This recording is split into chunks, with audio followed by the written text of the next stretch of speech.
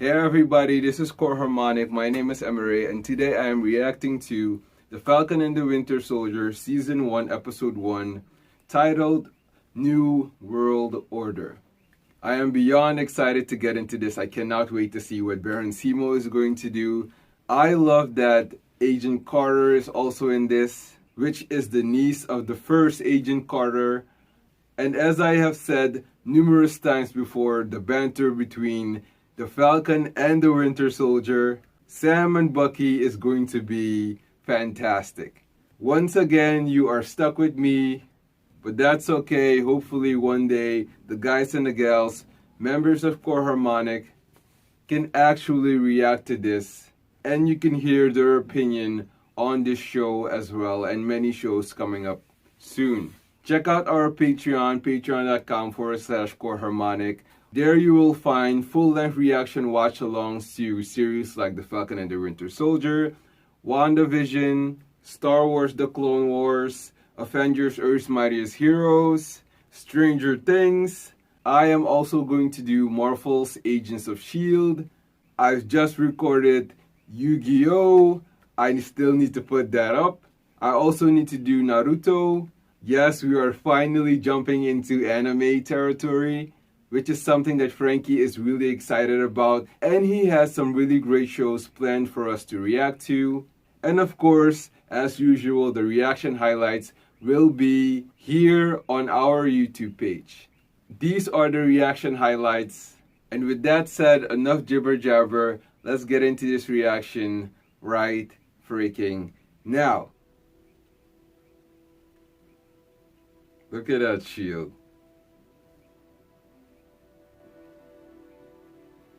Subtle. Got it.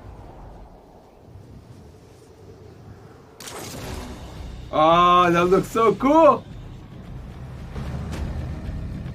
Yes. Oh, that looks so cool. Oh. What happened to him? Did the bullets get him?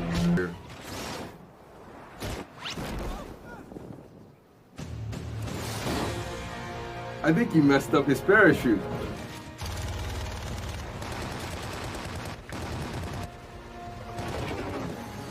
That shot. Oh!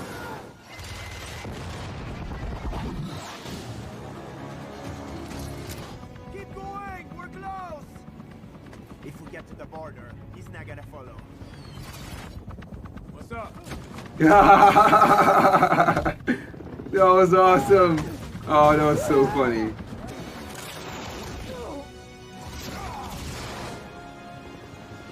Did he get the captain? Oh! Oh, the other guy's dead. Yes! Torres is happy.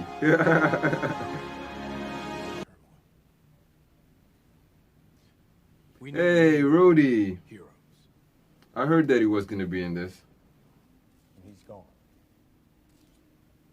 So today we honor Steve's legacy, but also we look to the future. This is sad, man. Thank you. He's thinking about Tony just like he's thinking about Steve. This belongs to you. We went for 70 years without anybody carrying it when Steve was on ice, so I think we're all right. It's a different time, Sam. Yeah, that was a different time. Let's say you're gonna make me ask. Look at the classic shield. The classic shield is there. The motorcycle's there. Hell yeah. Why don't you take up? The rest sounds like a really sweet guy. I hope that like he doesn't get killed.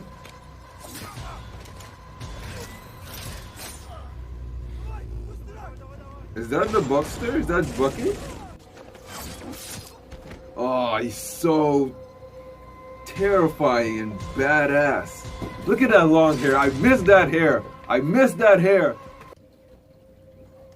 Oh, that was crazy. Holy crap.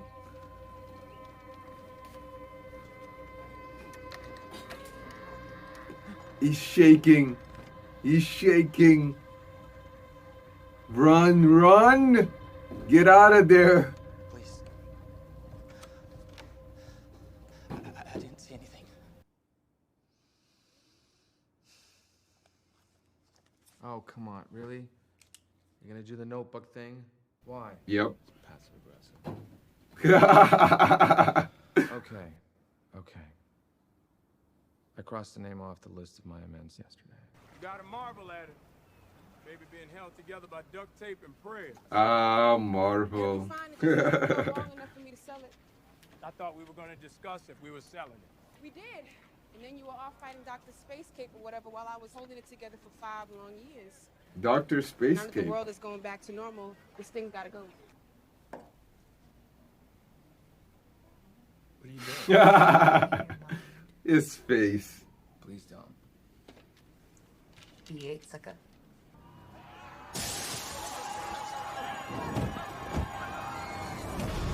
Oh!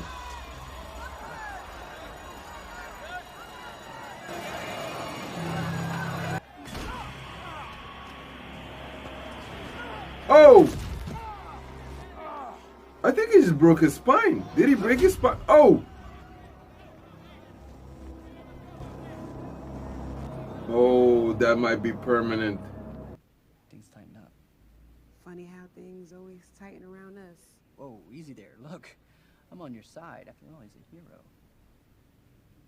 Is there any chance, and of course you could say no, that I could get a selfie with your arms out? Are you serious? Man, get the hell out of here, man. It is with great honor that we announce here today that the United States of America has a new U.S. agent. Join me in welcoming Your new Captain America. There ain't no new Captain America. Get the hell out of here. That's some bullshit.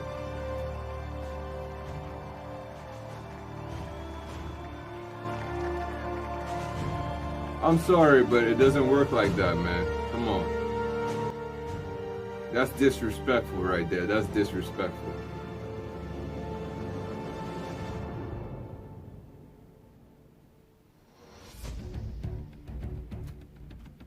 Starting with U.S. agent right off the bat, huh? So, let's jump into the discussion. At the beginning of this episode, you can see Sam looking at the shield, and you really get that sense that he feels unworthy. With Cap handing over the shield at the end of Endgame, and in a way, I can see where he's coming from. You know, maybe he should earn it. And then we had the ceremony / tribute to Captain America, and we also saw Rhodey there as well. I was so happy to see him. As you've seen in the reaction, I love that there was some symbolism there with both of them welling up, nearly crying, because both of them have lost their best friend. They can relate to each other. Rhodey's whole deal was all he wants to do is to protect his best friend. That's all he wanted to do. He didn't really care about being a superhero or anything like that. I mean, of course he cared to a degree, but that wasn't his main objective. So when a best friend passes away and you have somebody else that you can relate to, you don't feel alone. And it was nice to see those two connecting with each other again, and also showcasing that there are no hard feelings, especially when Vision was trying to shoot down Falcon in Captain America Civil War and got Rhodey instead and messed up his legs. And you do get that idea that Rhodey maybe would have been pissed at him, but he wasn't, and that was nice to see. We saw a few things in the memorabilia of Captain America, and I'm guessing all the other troops.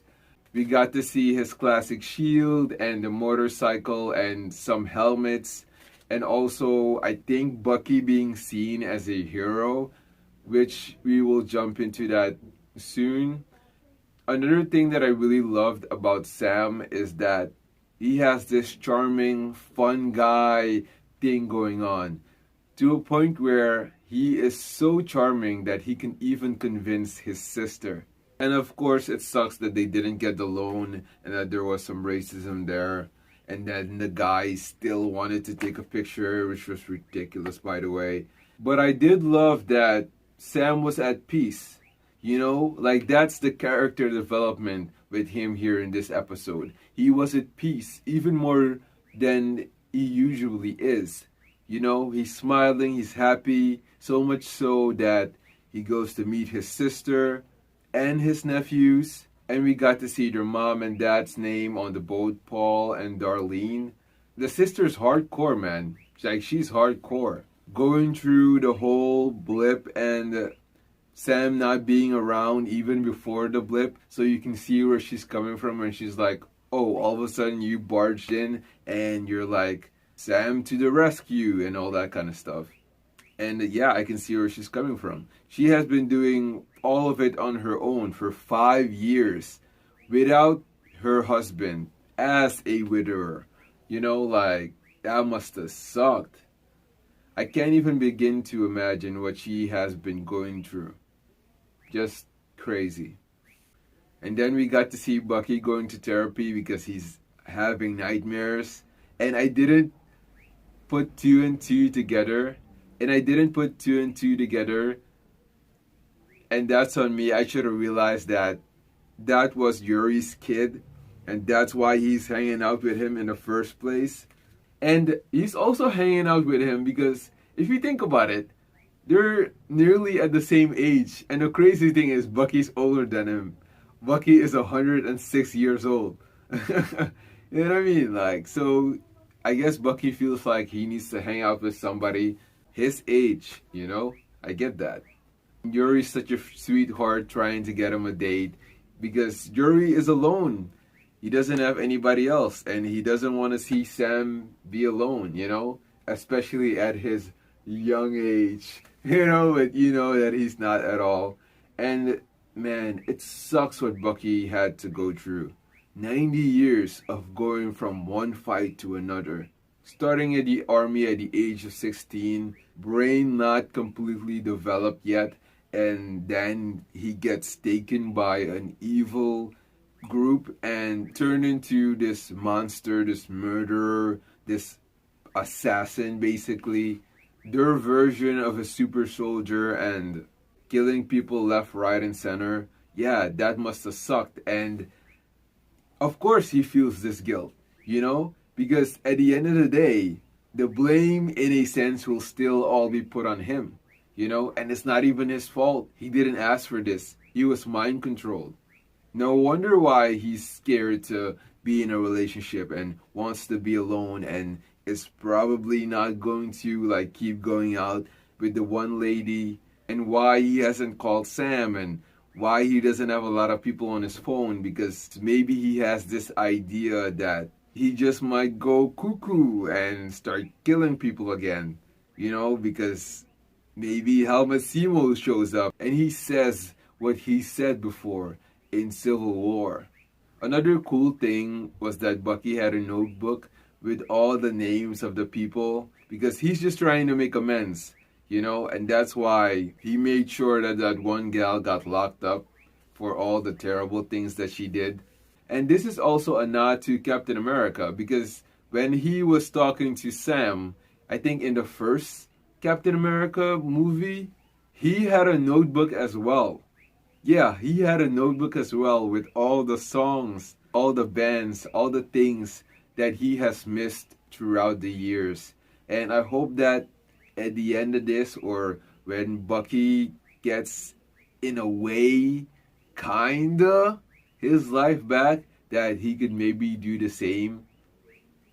That would be really nice. I would really love to see that, because I just want him to be well. I just want him to be happy. I want Yuri to be happy. I even want the gal to be happy. That was in that diner or restaurant or whatever it was. And another thing about Sam is that his sister said that their father was big. Was he on like a typhoon level or something like that? Or maybe close in some area? Or was he just well known? Something like that maybe. And it makes sense why Bucky is walking with gloves on and has long sleeve leather jackets, because he can't show his arm. He can't show certain parts of his body that got messed up during fights and stuff. And how does he tell Yuri that he has killed his son? But it's not necessarily his fault. He was mind controlled by some evil group. And now he's trying to make amends, and that's why he's hanging out with him and all that kind of stuff. Just insane. I think the best case scenario probably in this is that he's maybe going to give him some version of closure, revealing something that happened to his son, but of course not saying that he was the one that did it, just so that maybe, kinda in a sense, he can move on with his life and maybe find some grandma he can, you know, live still the rest of his life with, and maybe be happy and maybe get to experience other fun things in life. I don't know. That dude, this is just terrible. There was also a part with Sam where he was talking about being subtle, and you know that he's not going to be subtle, and he wasn't. He was kicking ass left, right, and center. And I'm guessing the Leaper is one of LAF's like leaders or something like that. And you can make jokes of him leaping out of the helicopter and that big ass plane and all that kind of stuff. I love that he got to fight Captain America. I think that he did get to fight him. I really want to see a fight between him and Bucky, and him against Sam, and even him against Agent Carter, you know, Agent 13. Sharon Carter, the grand niece, I think, of Peggy Carter. I would love to see them spar and kick each other's asses. And we got to see Red Wing, which is Sam's like mascot or sidekick in the comic books. But only here, of course, it looks different. We had the whole Libyan airspace thing, which is such a funny thing that countries do. Oh, this is my air, so of course nobody can fly here and all that kind of stuff. It's ridiculous. But it's funny nonetheless that they mentioned that. That was quite clever. I completely forgot that Sam was working in the Air Force. No wonder why he got the wings in the first place. And of course because he's really good at his job and he is hero material. And it must have sucked for everybody to experience the blip like that, with people snapping back or unsnapping I should say, and things changing and people not having jobs and all that kind of stuff. It's kind of similar to what's going on right now, you know? And I bet that wasn't Marvel's plan, but shit happens, you know? I love that part when Bucky was talking to the therapist, and as soon as he didn't reply to what she said, she took the notebook and was about to write something, and he was like, oh, come on, the notebook thing again? That's passive aggressive. That was so funny. That was so funny. We also found out what the rules are. Rule number 1, don't do anything illegal, which is funny because he did do something illegal. Rule number 2, don't hurt anyone. He actually did hurt someone. And the only thing that he pretty much kept was rule number 3, I am no longer the Winter Soldier. And that smile on his face when he looked at that one gal who was doing the terrible things. That terrible woman. Yeah. Man, it was so funny. That was funny. I hope he keeps doing that smile and he's just smug about it. He came over as such a wise ass when he was talking to the therapist. And the therapist is not the best therapist ever. She wasn't really a great therapist. You know, she wasn't helping at some points. And I love that him and the therapist can relate to each other, in the sense that they have both seen a lot of dead bodies, because she is an army veteran, but she hasn't seen as much as Bucky has seen. Like, what Bucky has seen is ridiculous. And it was also funny when as soon as she asked him, like, what do you want? And he's like, I want peace. She was like, that is utter bullshit. That was so funny. I laughed my ass off when I saw that. And yeah, him ignoring Sam's text and not having nearly 10 people on his phone is sad. And also, the only place he kind of had peace was Wakanda, when he was in the calm or the comb or whatever he said. It's nice to see that he's pardoned, he's free. And it's also hilarious that the government is like, yeah, but we're still worried about you, so your ass is going to therapy. You know what I mean? Like, and Bucky messing up during the pre-date, you know, when he's like, I haven't danced since 1943. And he immediately realized that he messed that up. So right there and then he said, well, at least it feels like it. Clever. Clever. Which is funny because it's not like Yuri was gonna be like, aha! Finally I got you. You know what I mean? Like, it's not like he was gonna say that. Like, dude, you look super young, okay? Like, seriously. You look like you're 36. Nobody would believe that you're 106 years old. There was a part where the sister was like, Uncle Sam. And I didn't get that immediately, but later on I thought about it and I was like, oh yeah, that's what they mean. Sam got a line of Marvel in there. I really like that. Him making the joke about being 106. And I was like, you know what I mean? Like, oh, so funny.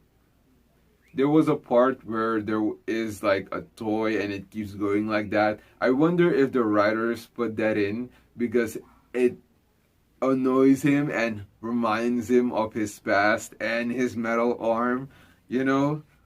We finally got to see the Flag Smashers. And I love that the guy tucked the jacket after he landed. And poor Torres, I hope he doesn't die, you know, because the big guy, man, he just shattered his orbital bone and it was rough. So I hope that Torres is okay and he's not crazy, like injured. He seemed to be okay at the end. But I really hope that he doesn't die. I really like Torres and it sucks that they messed up his beautiful face. I wonder if that Flag Smasher is like some version of a super soldier as well. Maybe they have experimented on him and many other members of the Flag Smashers. We got to see a female member as well in one of the trailers. They gave her a little bit more screen time, so I'm guessing she's hella important. So I'm looking forward to seeing who she is. And a lot of things have changed in this post-blip world, you know? Bank terms have changed. I bet so many other terms regarding jobs and some really, really important stuff have changed. And then we came to the end and we saw, I think his name is Wyatt Russell, Kurt Russell's son as US agent. And Jesus Christ, the chin and jaw on that kid looks magnificent. Like, it looks so good. Holy crap, that kid has a chin and a jaw on him. Jesus Christ. Other than that, I was like, screw this guy. How dare they? How dare they all of a sudden, you know, like, come up with a new Captain America? What happened to respect, goddammit? You know what I mean? Like, all of a sudden, you just, yeah, right off the bat, you just throw him away like he's not important anymore. You know? Like, somebody shouldn't earn the mantle. You know what I mean? Like, at least Falcon has earned it to a degree and was an actual hero. And who knows, maybe the Wyatt Russell's character was also a hero. But, of course, not to the extent of Falcon. And I'm not trying to compare here, but you get my point. I don't want him. Then again, I hope he does well and, you know, let's see how he's gonna take care of business. But of course, in some way, Sam and Bucky better steal that shield back. And yes, it's stealing, so I'm not gonna phrase it in any other way. If they went back to take it, they would be going against the president and the Secretary of Defense and all that kind of stuff. So yeah, that's the end of the discussion. Guys and gals, if you haven't already, subscribe to this channel, hit the notification bell, smash the like button. If you are new to this channel, welcome. There are so many other shows that we will be doing reactions to, reaction highlights, and full-length reaction watch-alongs. I hope you are excited. Consider subscribing. Check out our Patreon page at patreon.com/CoreHarmonic. There are exclusive perks there and a lot of freebies to a few full-length reaction watch-alongs. A lot more will be coming up soon. And there are a few shows that we have reacted to. Frankie has also some other anime shows planned for us to react to. Yes, I don't do these reactions alone actually. From time to time I do, but usually it's with friends, members of Core Harmonic, And I will see you, or we will see you, in the next reaction highlights, reaction video, or full-length reaction watch along. Bye!